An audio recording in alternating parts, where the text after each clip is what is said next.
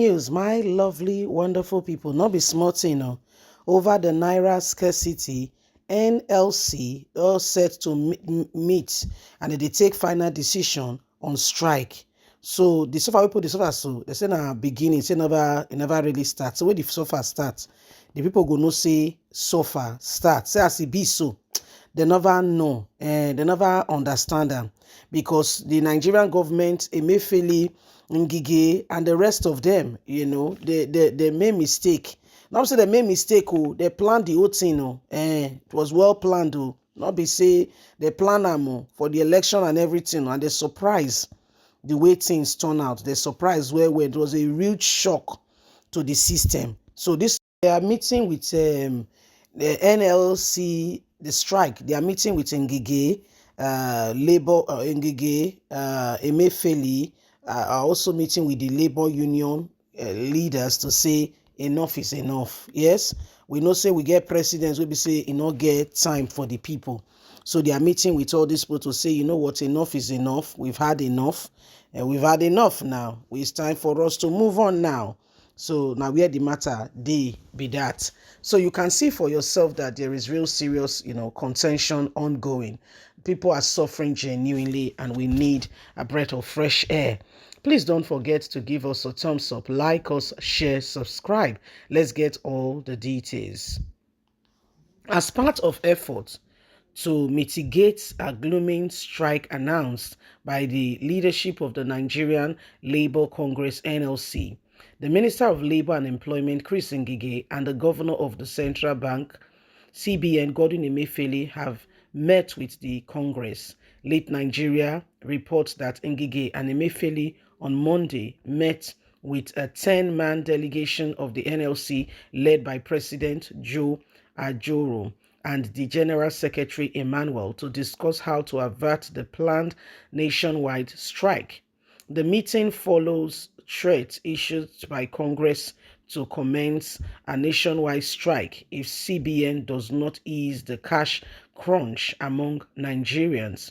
The Congress has issued a 7-day ultimatum to the federal government to end the Naira scarcity in the country, or the nationwide strike would be staged. It was gathered from a message issued by the Director of Press and Public Relations, Minister of Labour and Employment, that things have been resolved at yesterday's meeting about discussion after the discussion took place. But however, that's not very true. According to the statement, the minister has invited the Apex Bank leadership and NLC to the meeting on Monday to resolve the matter. The statement said the 10-man delegation of the NLC was led by President Comrade Joe and the General Secretary Emmanuel, while the CBN Governor Godwin Emefiele was accompanied by two Deputy Governor Kingsley, Economic Policy, and Ade, Organized Private Sector. And at the meeting, he denied the allegation from the NLC that his ministry has done anything about the matter. Ngige noted that immediately after he got the letter from NLC leadership, he forwarded the same to the CBN governor before traveling out of the country for an international labor organization governing body and directed Permanent Secretary, Trade Union Service and Industrial Relations Department to follow up on these issues. Nigerians are waiting to see what the resolve will be. The CBN governor on this part says when he received a letter from the Labour Minister, he called the president of the NLC to brief him on steps taken to avert the suffering of the masses, and equally made an appointment and had discussed with NLC president for things to become different and for change to come. So this is part of what is happening, my lovely, wonderful people. And you can see that people who are supposed to be looking after the people are the very one inflicting pains.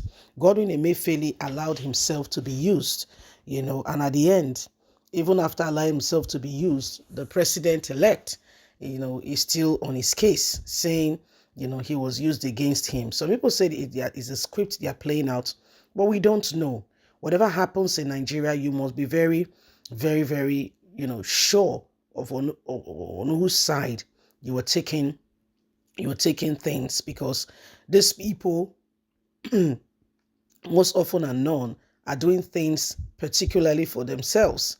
Gordon Emefiele, look at the very eve on which he went ahead to say, there is change of naira. Now the same people have accepted that all this can continue until the very end, of December 31st.